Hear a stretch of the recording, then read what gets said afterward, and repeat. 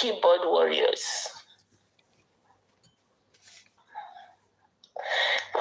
So, Papa, that's what we have on pipeline. So we're going to work on that by next week. You know, we have a reasonable Congress here that represents their people and don't want to stay in their community. That is what we elected them for. You know, if let's say if this is America, let's say you are going through hard time and you can't pay your mortgage, you cannot pay anything, and you feel your house is going to go for foreclosure, you can write Congress. Congress will help you and buy time for you from the mortgage company. That is the kind of people we elected here to fight for our needs, not like the ones we have in Nigeria. We've been crying for 9 months. None of them has come up to help us, you know, to help us, to support us, you know, help us through the fight, the justice, the what killed Mohbad. We don't see anybody, you know. If it's in America, believe me, honestly, somebody from the subdivision will pick it up and fight, you know. So guys, everything is planned. You know, I think we've done enough a lot. So let's get back to the table and plan ourselves. We truly want to get this justice. You know, we have a good case, but how do you turn a good case into a win? That is what we should be thinking about. You know. Thank you, everyone.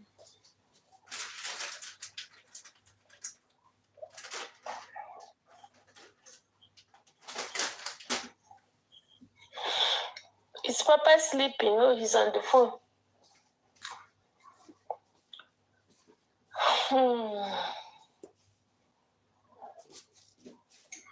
So, Papa, anything more?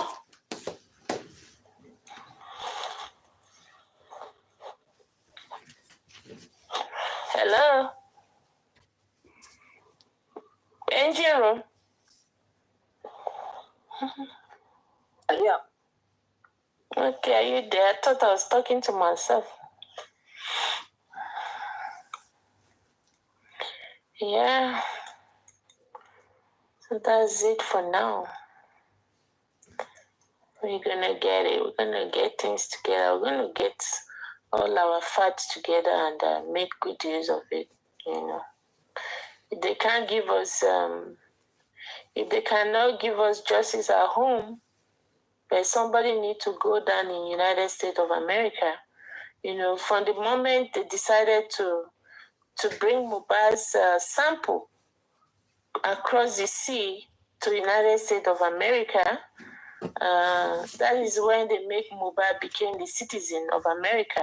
Okay. You know, because Mohbad samples has no business, you know, to be sent to America. When we have a lab in just Plateau State, Lut Hospital, we have a good hospital in Plateau. We have one good hospital in Abuja. In Ibadan, we have a good hospital, teaching hospital. If Lagos as a whole cannot take Mohbad sample, we have African country. Ghana is close by there. You know, we have other places that is very good, close by there, South Africa, Belgium, London, UK. They are all close by. You know, you don't have to fly across the sea to take it all the way to United States of America.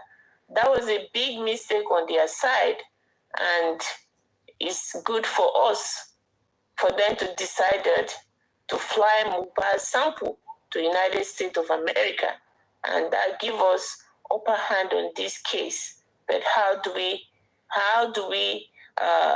you know, put ourselves together to fight to get this good case to a win? That's the question I keep on asking, you know.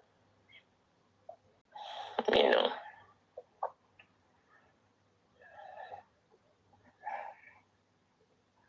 So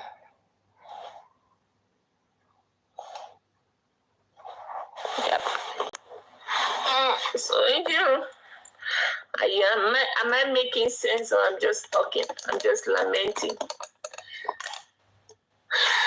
Okay, right. Yeah. For the moment they did that, the moment we got the American system involved in it, I don't know what they were thinking that, which they know, that we Nigerians, we are the most smart people in this surface of this world. So what were they thinking? What was Richard thinking, before he had Lagos state government, to transfer Mohbad's all the way? How did they get it across? Which medical team? That's the question we should be asking. Who are the medical team? How did they get this sample to United States of America? That's the question we need to ask. Can I get a receipt? Did Mr. Richard put it inside his suitcase and bring it to America? How did he get it across to America? Did he take the sample and brought it to America and left it in his lab? How? Where did he send the sample? You understand? That's the question we should ask. Yeah.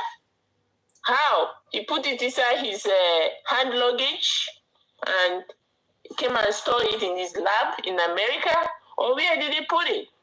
How did they send it? That's the proof we need. We need a proof. We need a proof.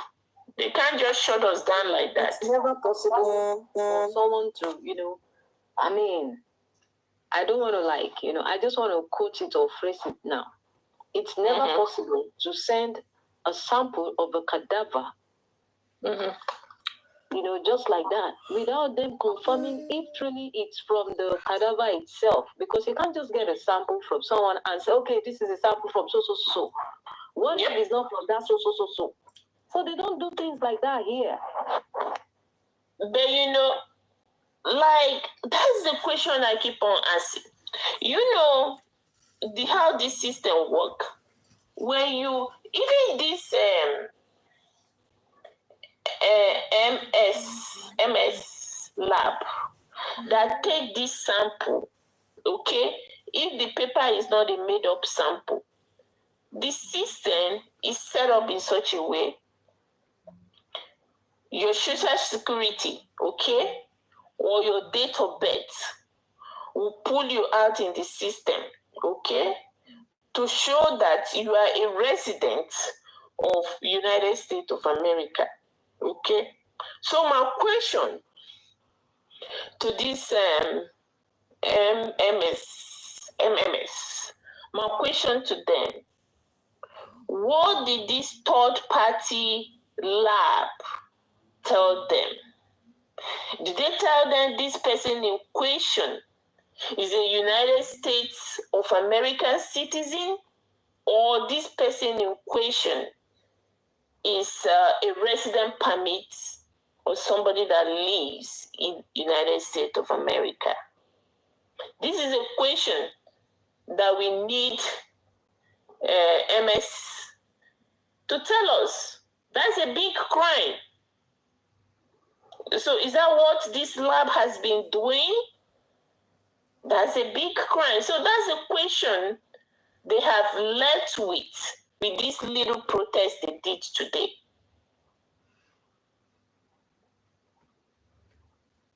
You get me, Andrew?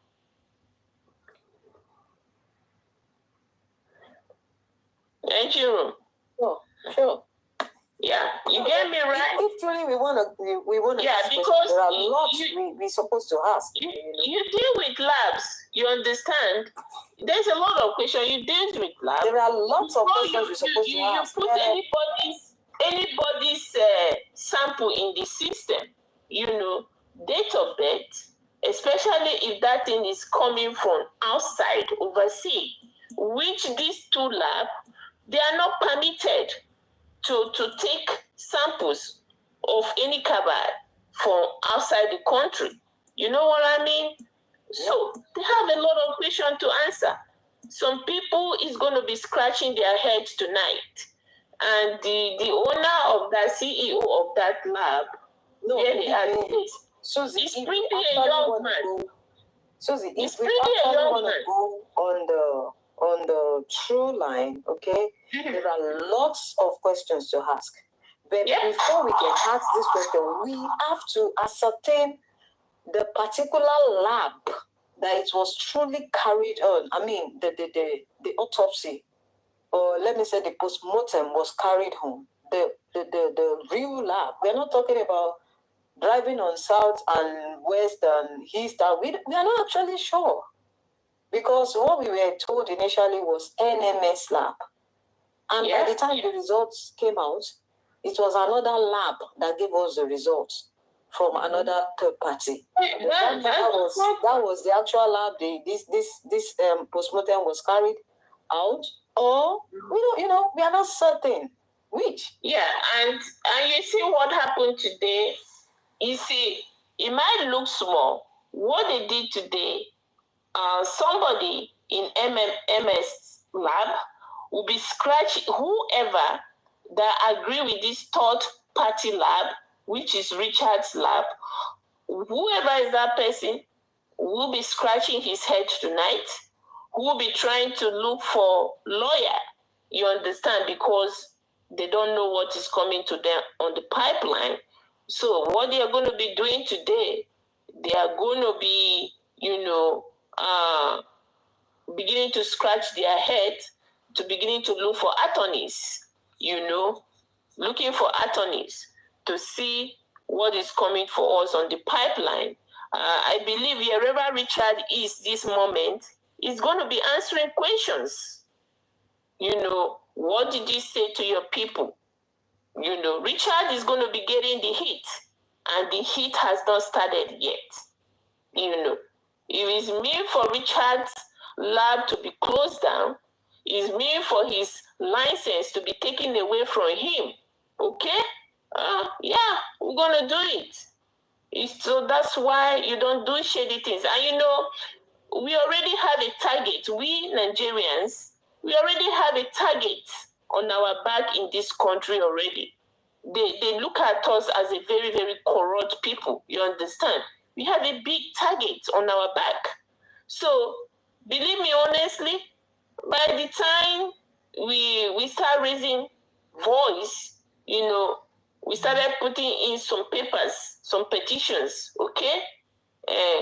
Calling the laws, calling the Attorney General's office attention to this lab, and they find out that this man in question is in Nigeria, and which you know how they feel about us. They don't feel good about us in this country at all. Wait, Susie. Wait, am I mixing things up? No. Pennsylvania, Connecticut. Wait. I'm trying to view. Am I mixing them up? Because okay, I'm going to make the research. No, Johnstown is still in Pennsylvania. Pennsylvania is very, very big. It's big. No. There is a reason why I'm trying to say that, because if this thing goes on like that, okay, don't worry, we talk behind the camera. I think we are going to go to the upper chamber. Mm-hmm. But I want to be sure of the state I'm thinking about. If not, we are going to go direct to. Don't worry, we talk behind the camera. Yeah. This is not plaything. We are going to go to the upper chamber. That we are going to, believe me, I'm going to try contact, but we talk later anyway. We're going to go direct because I'm thinking that is the state I have that thing with. So that means I'm going to do direct with the G, okay? I'm not going to say it in full. The G. So yes. We know the right. The G. Okay. The G. Yeah. I know. You see. When Karima come out and be boasting to people, hey, Wumi, I am this trip. I'm going this trip because of you. I am going to see the mayor now. This set of group of people, they has make mayor, you understand, of the city. where these two labs is located at. Yeah, make them get involved in these things. So Karimot, it's time for us to go and visit the mayor in a proper way, and that is what we need to do. This is time. That thing you are doing that time is not the right thing. We're going to see the mayor, mayor, governor, senators. I'm not even talking about the mayor now. We are talking about the G himself. Yes. So he's going to be the one that will take up this, investigate himself by himself, and if truly it wasn't in the NMS lab, I'm telling you, they will take up the action by themselves. That's just it. And that will be hell loose for Niger government. And first of all, the Lagos state government will first explain himself first. Then when he gets to the proper government of Nigeria, I think the governor had the team, the Lagos team will first of all explain themselves with Richard. First of all, we the citizens of Nigeria, you see, everything is done, everything they are doing with Mohbad's this thing is the money of the taxpayers. If the taxpayers can demand to the state government office, they need to know how much they pay. You understand? It's our right as a taxpayer of a country. We need to know how much they pay for sending this Mohbad's sample to abroad. We need to know because we are part of the government. We are part of the Lagos state government. We are the citizen, and it's our money, our taxpayers' money, people's money they collect from Lagos, from the market, from toll gate, from taxpayers' money is what they are using on Mohbad. So we have every right as a citizen and ask the governor, hey, please, want to know how much money have you spent? Before they will turn around and come and share money into their pocket and give you guys a treasurer's bill and say, we have spent this Mohbad's gate, we have spent almost 200 billion on Mohbad's case. That one will go into their pocket for nothing because what they pay for this Mohbad's lab is just $700. Maybe only,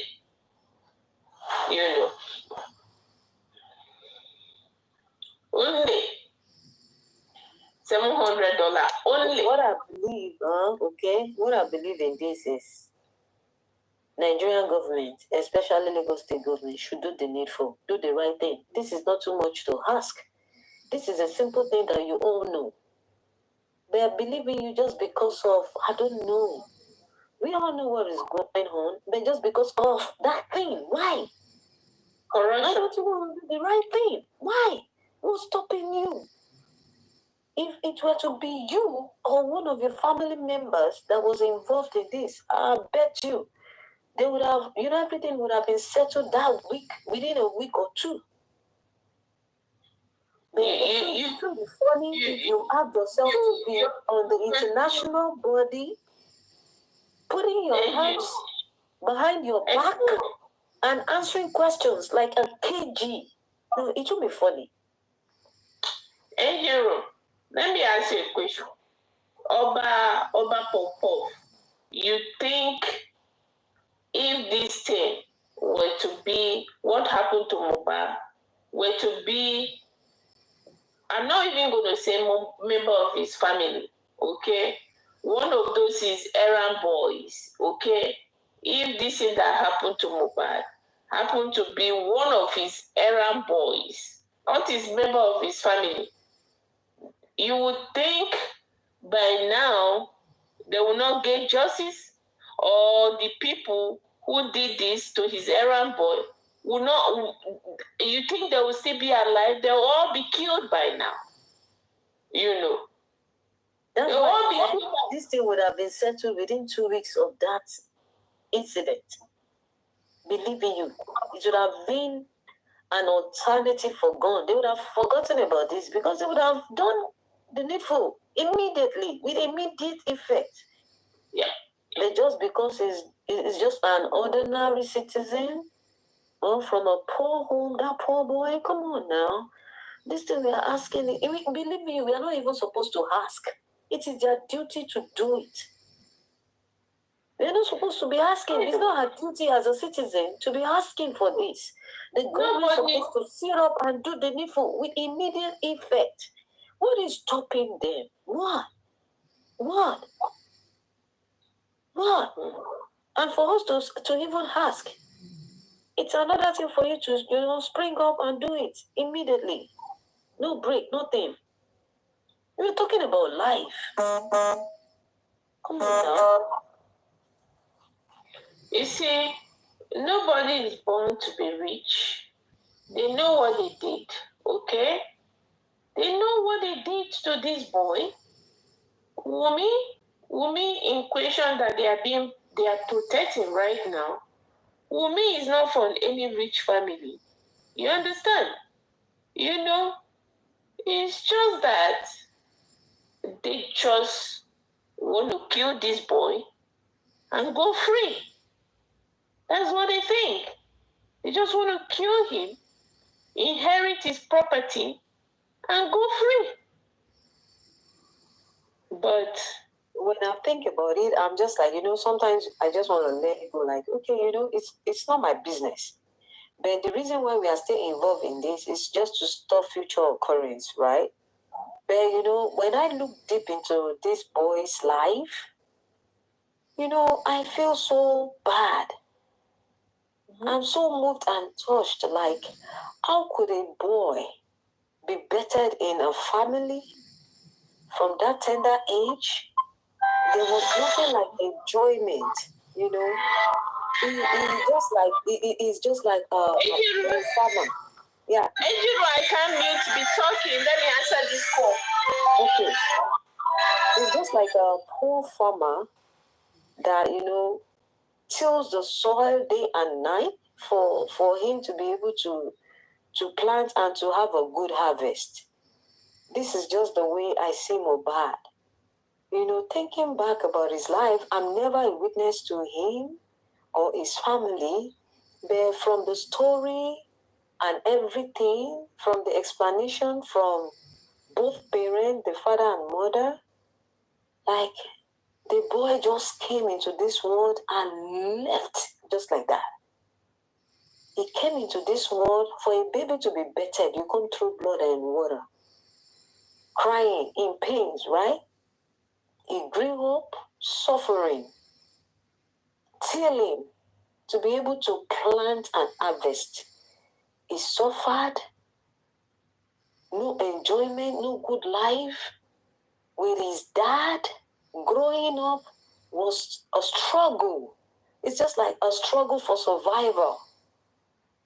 He grew up to that level, trying to make a ends meet for himself, and at the same time thinking about his family, to make them somebody, at least to break that record from being poor to become someone. This boy tried, and he was fortunate to get a connection to display his talent, and from there trying to become somebody. When he was moving towards that stage and getting to that board, suddenly he was cut short. Not only that, he was cut short in pains, in fear. No wonder he sang that song. I know there is a day all my pains will go away. Till then I party away. I know there is a day all my pains will go away. Till then I smoke it away. Come on now. Come on. It's really touching, devastating. This boy came into the world in pains and left in pains. Anytime I think about this, it really touched me to my soul. And that is why I keep moving on, trying to fight ahead. Like, no, this thing mustn't continue. And believe me, all those that were involved in his death, I swear, there won't be peace of mind for you for the rest of your life. I don't care to know whosoever that is involved in it. I don't want to know. I don't really want to know. But whosoever, being a male or female, young or old, you will never know peace for the rest of your life. I bet you, your conscience will continue to pick after you. No matter how hard you want to stay, no matter how strong you think you are, for the rest of your life, your conscience will haunt you till you go down 6 feet. And I bet you, God Himself and the boy spirit will continue to hunt you down. God's judgment is final anyway. But believe me, you can never do this and go scot-free. Mohbad is the chosen one.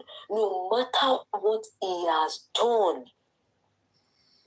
either right or wrong. Remember, he said it. He said after his death, he sang it in his song. He said people will continue to talk about him, talk about his wrongs and rights. He said it. He sang it. He said after he's left, after he died, people will begin to talk about his wrong and right. He said it. I'm so sorry, Mohbad. We were just listening to your songs. We never reasoned along with your lyrics. I am sorry. I am truly sorry. I am sorry. This boy said it all. He said it all. In his songs, he said it all. But we were all jamming.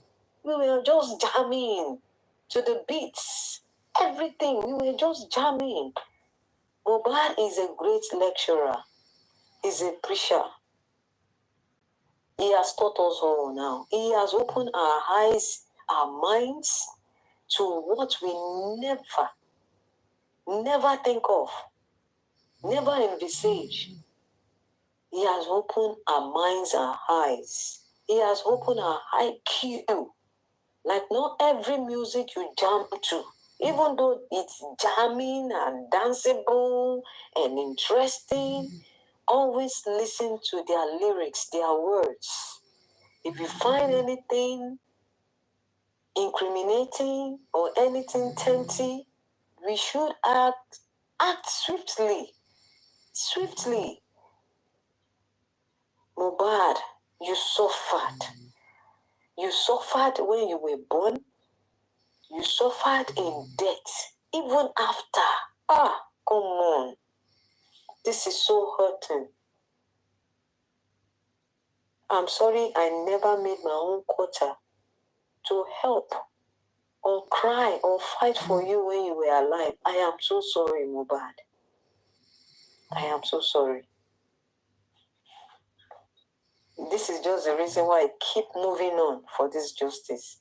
And I bet you, there was a time I even wanted to, go off it like, well, hey, this is not my family case. I don't belong here, like these people were trying to, help fight for justice, and they are, just messing up things.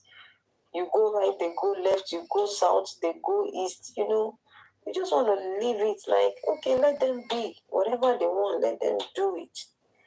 But when I remember this boy, believe me, my spirit doesn't rest.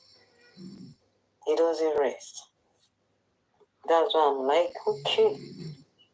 Right now, I don't even want to point to anyone. I don't want to talk about anyone. But whosoever that is involved in the death of this innocent boy, no matter what he has done, we are humans. We are not saints. We can't be perfect. We cannot. We always have our ups and downs. We always have our imperfections. But then, not death is the reward of it. No, now. Our tongues, our teeth fight. They reconcile because they have to work together. We eat. When we eat, we make use of our tongue, we make use of our teeth. Sometimes the teeth bite the tongue, but that doesn't mean the tongue will never work again or the teeth will refuse to work again. They still keep moving on. That is how we are. We will offend ourselves. We will go astray. The highest we could ever do is to stop talking to each other. Go your way, I go my way. But not by killing. No. Life is not worth taking out of jealousy and greed, out of bad temperament. You decided to take off another life. Come on now. That life you can't create to come back again. Why would you take it? Even God himself always gives chances of repentance. So how much more you, human being like you just cut it off. If you are being told that yes, so tomorrow they will cut off your life, how would you feel? Would you wait? Would you be happy? No. You will run for your own safety.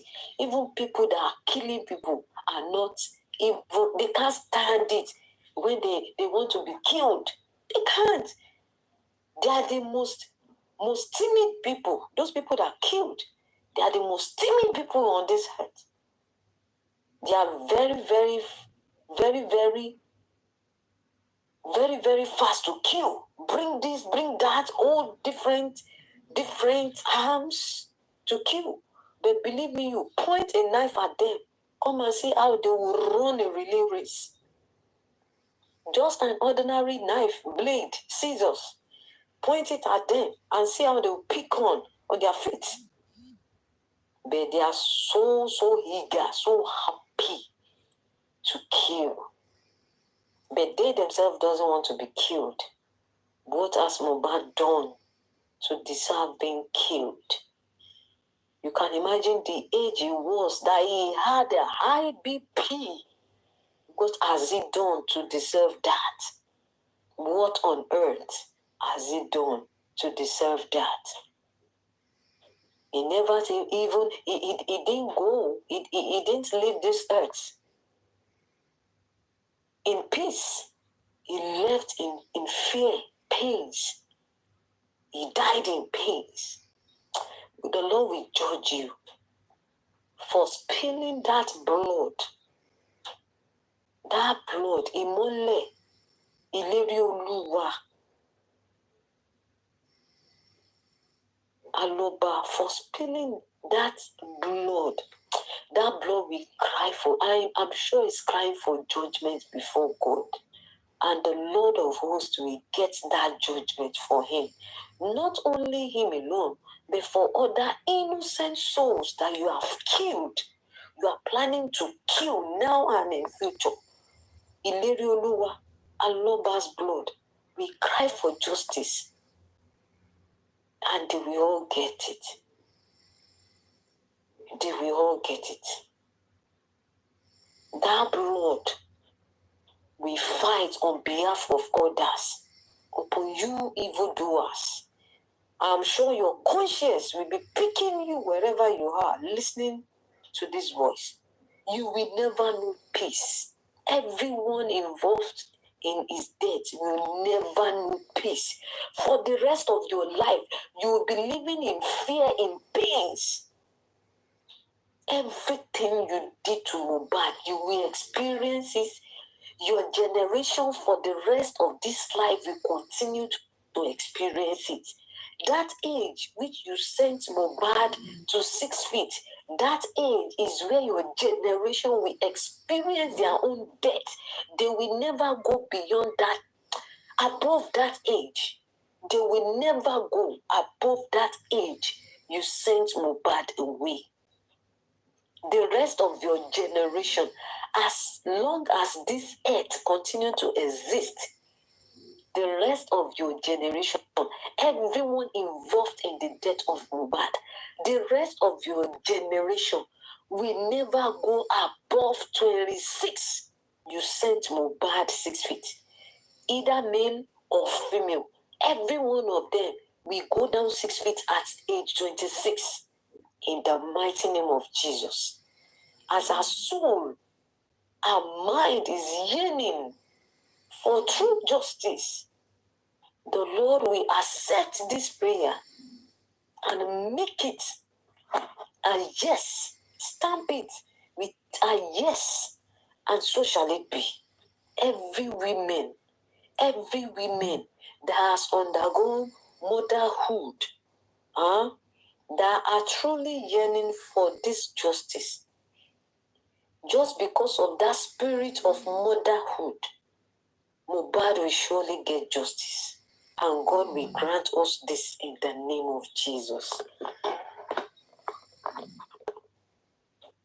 It is so sad. It is so sad.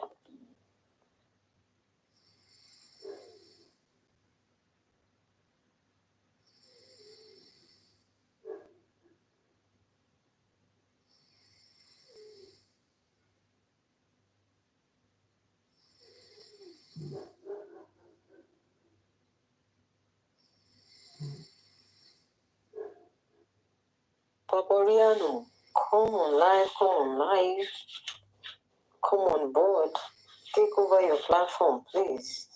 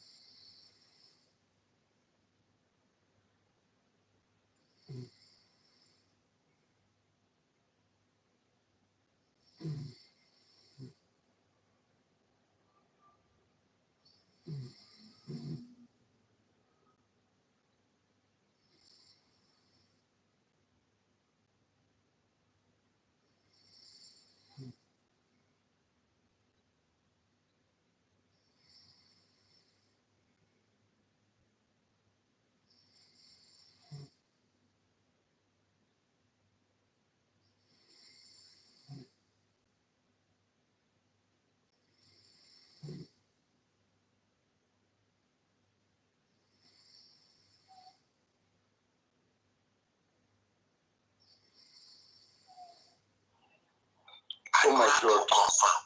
What happened? Yes. You guys are not speaking anymore. Because they just have to. What happened? They cannot use this to talk. Okay. You know that. I'm live on 2 TikTok accounts. So I was unable to go over the both of them. But anyway, did you go live with you? What are you doing? No. I'm live on 2 TikTok accounts. Oh, okay. As I'm live there. We have other ladies, Andy and others, and co-messages there on the other side. Where you guys are here. I told you guys to continue. But anyway, Susan, are you still there? We just stopped here now. I just said we should take over because I need to take some rest. Are you still there, Susie?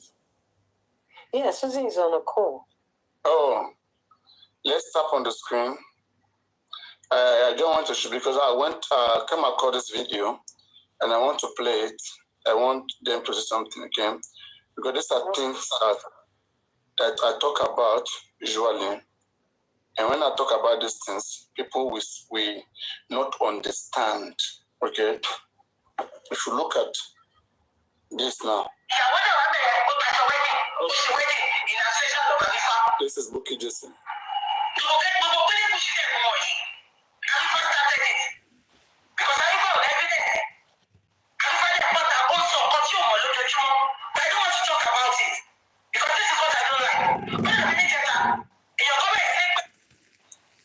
First, let me stop it there. No?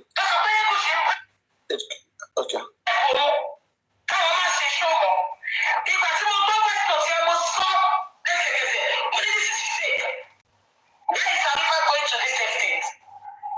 Before I continue, you see the things that I used to call out here. You understand Yoruba? Hello? I'm with you. You understand Yoruba? Yeah. Right. You heard what Bukky just said, right? Mm-hmm. Uh-huh. When I addressed this issue, there is no amount of insult that I was not insulted. And that is what we are trying. We are trying to bring our education. We are trying to bring ethics to this case and so that the right thing is done. But in the process of we trying to solve the main problem just from Mohbad, there are other things we are discovering that it's not good, it's not ethical. And we are also trying to address those things, but people don't want. They only want, just because you want just from Mohbad, any other thing can go wrong, you don't care. Okay? This is just simple. Bukky is coming out. She said that, one, that it was Arifa who started insulting King, the Oba Legushi, and secondly, that the video that guy made was fake. That he was condemning that Arifa video. That why did Arifa go to this extent of making fake video